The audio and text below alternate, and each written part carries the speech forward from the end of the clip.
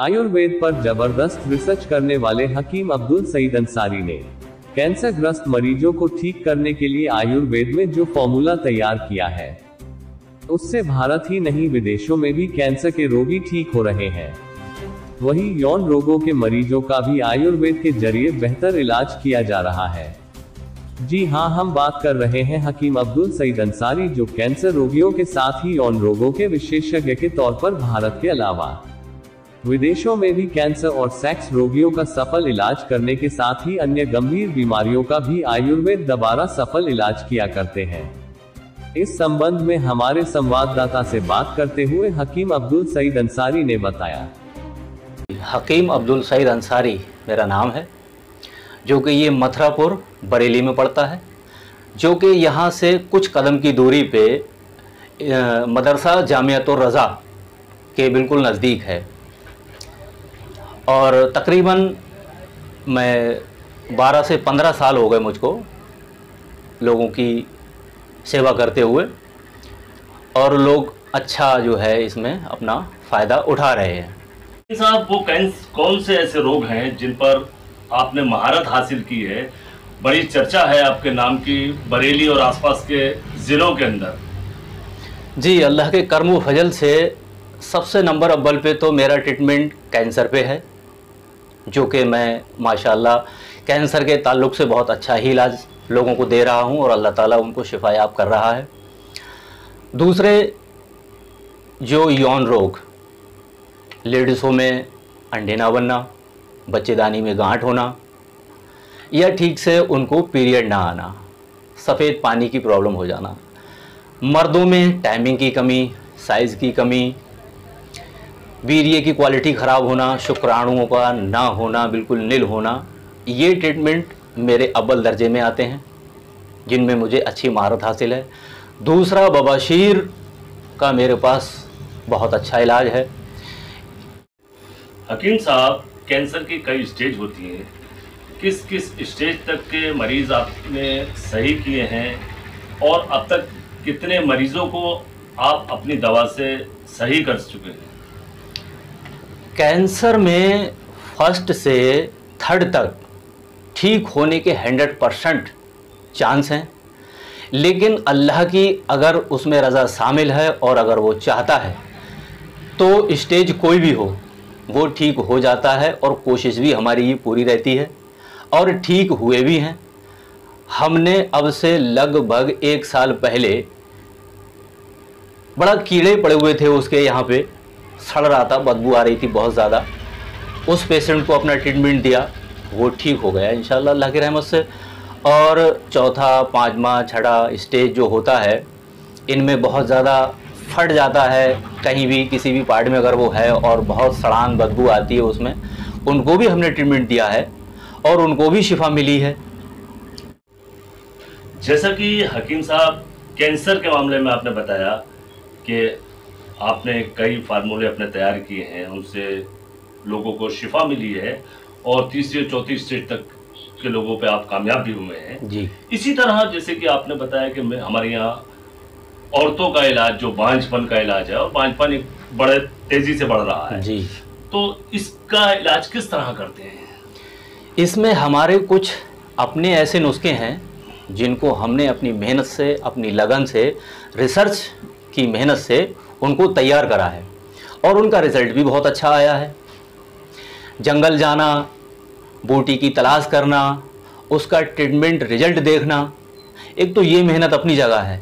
इसके साथ साथ बुजुर्गान दीन के नुस्खे हमें ऐसे अल्लाह की तरफ से अता हुए हैं, अल्लाह के हुक्म से, वलियों की तरफ से ऐसे अता हुए हैं, जो हमारे उस्ताद मोहतरम ने हमको बताए हैं कि आप कैंसर में ये नुस्खा चलाइए, और जिन औरतों के बांझपन है आप उसमें ये बूटियाँ, इनके नुस्खे तैयार कर आप ये चलाइए, जिनका रिज़ल्ट माशाल्लाह बहुत बेहतर है।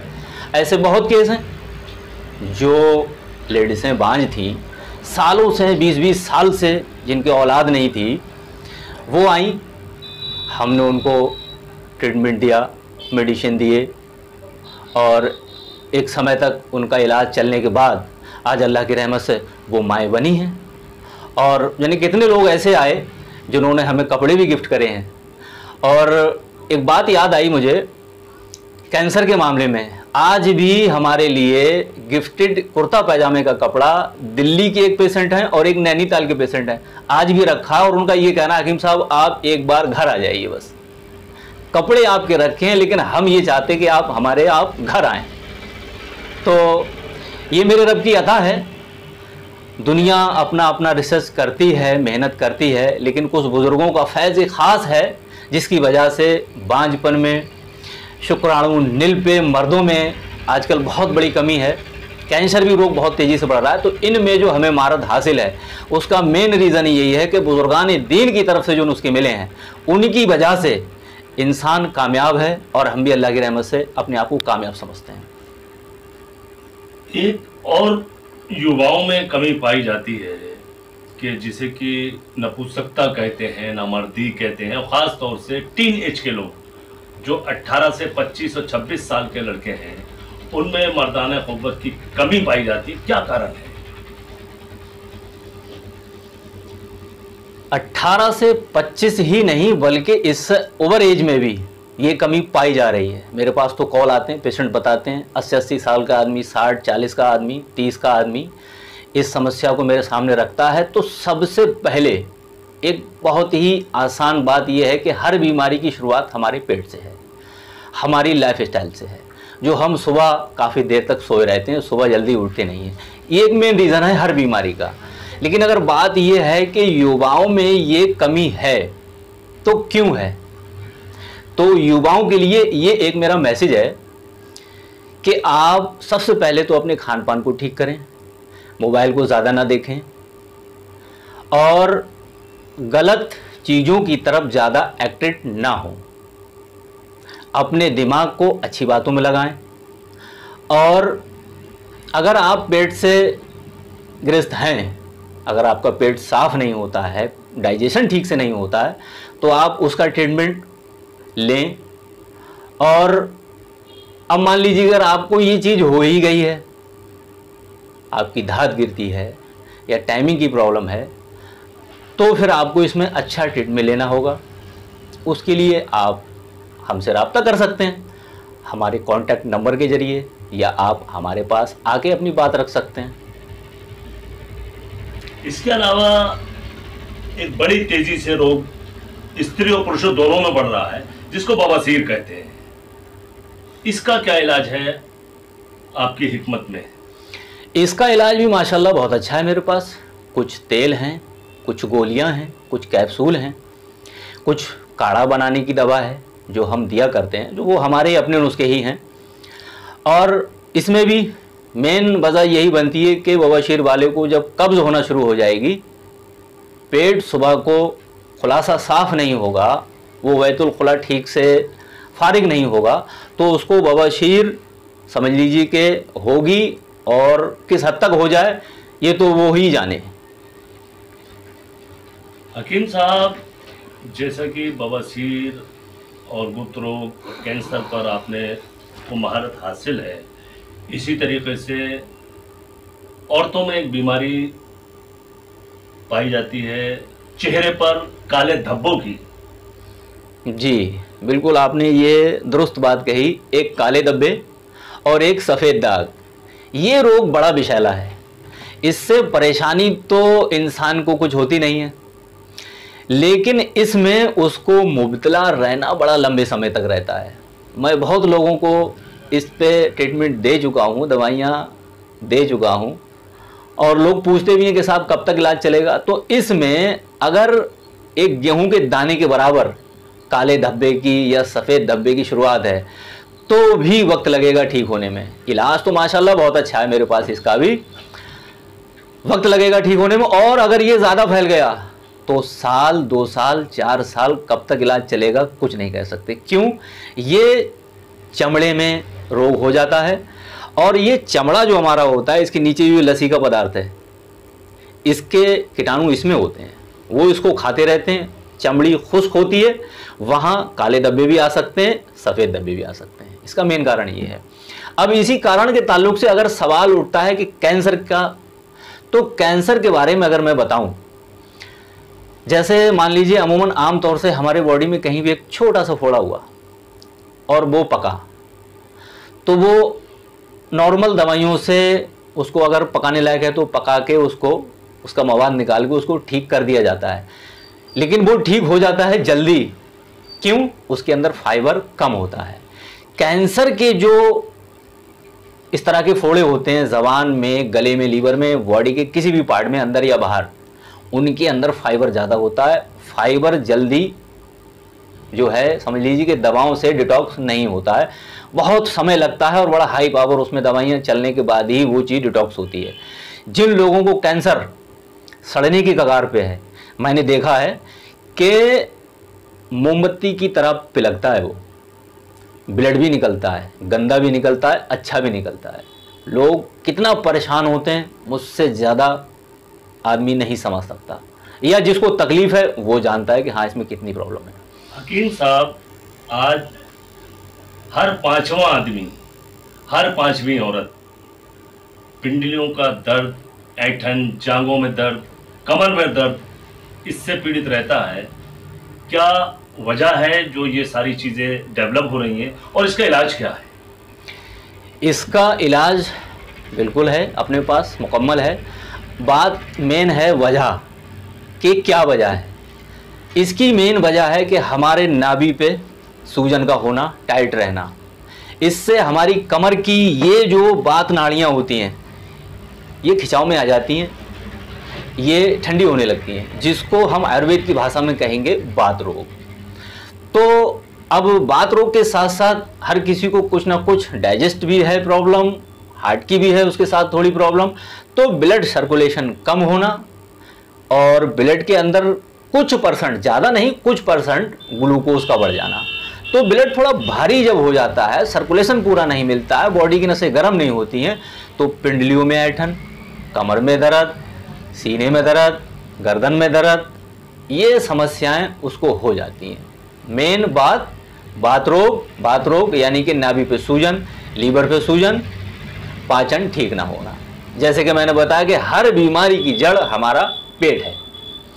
हकीम साहब, जैसे कि इस दौर में अगर आपके यहाँ कोई मेहमान आता है तो उसमें 4 लोग होंगे तो 2 लोग कहेंगे चाय फीकी पियेंगे।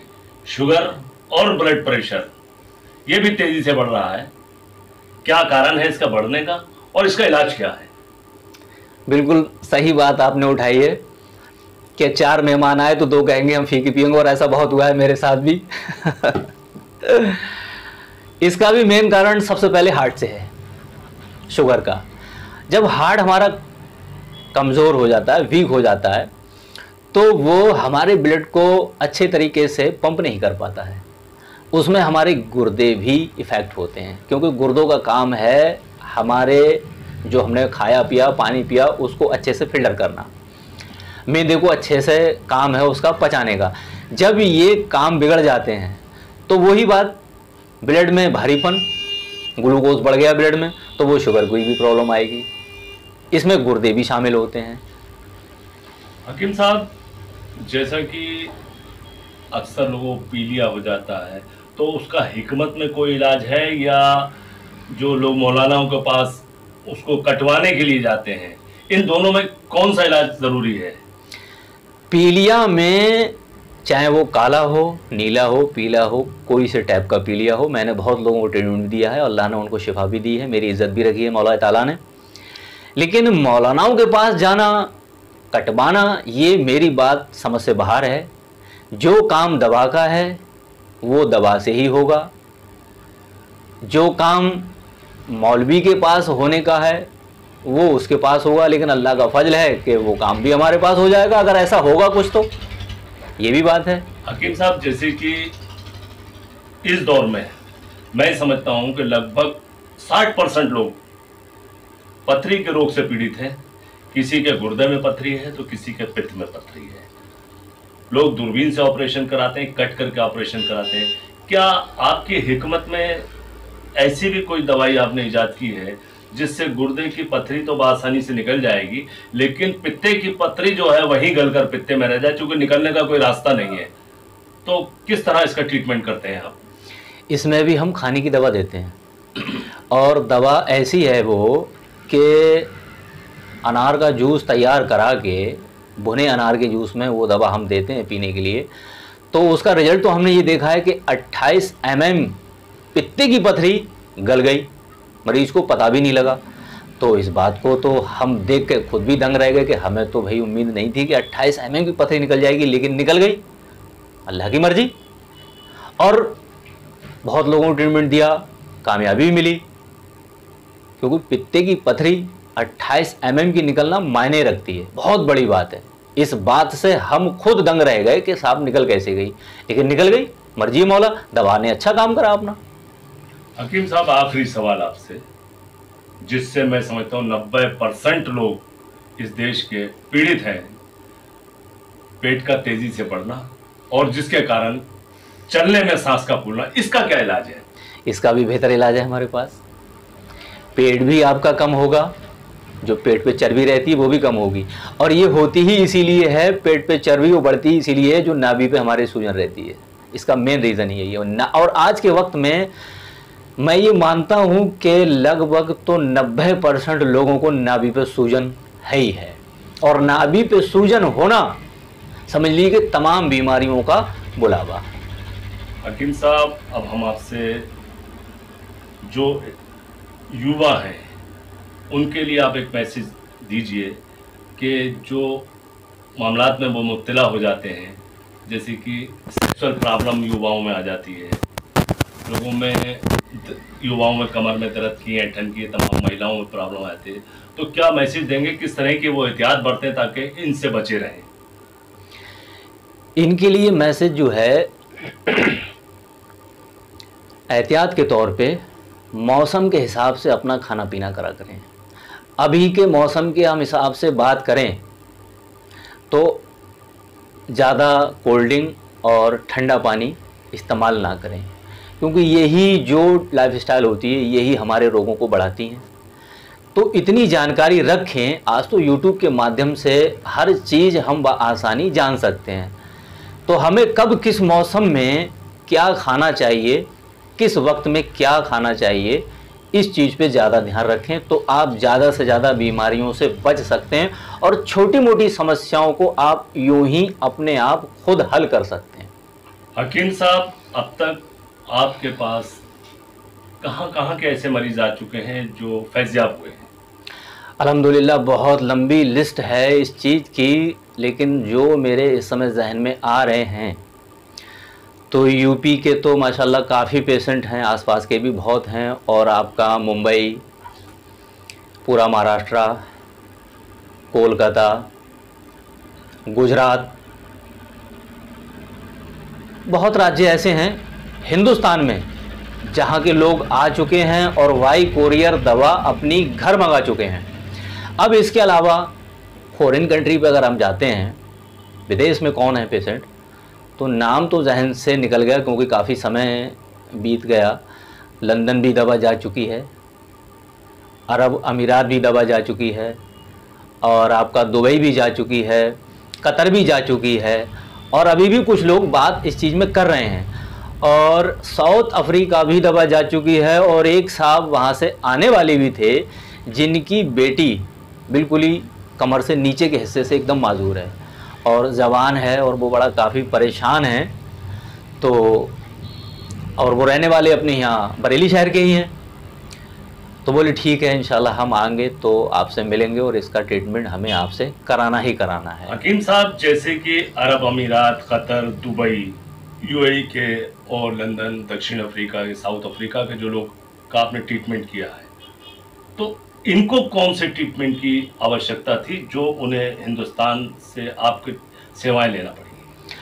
कतर की बात करें तो वो यही टाइमिंग की प्रॉब्लम, शुक्राणु की प्रॉब्लम, मर्दानी कुव्वत कमज़ोर, और साउथ अफ्रीका की तो मैंने बताई कि उनकी बेटी आने को वो तो पैर से माजूर है, उनको बहुत तगड़ा मतलब जो जिस तरीके से पोलिया जो होता है वो स्थिति है उनकी।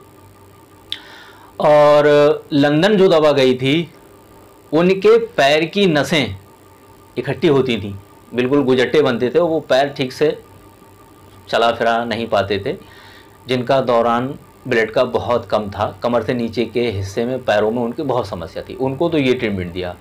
और दुबई में वही मर्दानी प्रॉब्लम, सऊदी अरब अमीरात में भी वही मर्दानी प्रॉब्लम, उनको वो ज़्यादातर मर्दानी प्रॉब्लम की ही दवाइयाँ गई मेरे पास से। Thank you.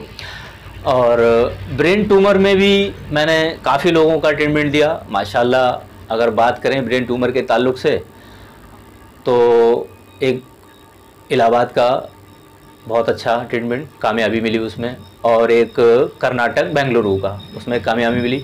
ब्लड कैंसर में दिल्ली में कई पेशेंट ठीक हुए माशाल्लाह, और ब्लड कैंसर में और भी कई जगह का ट्रीटमेंट कामयाब हुए हैं।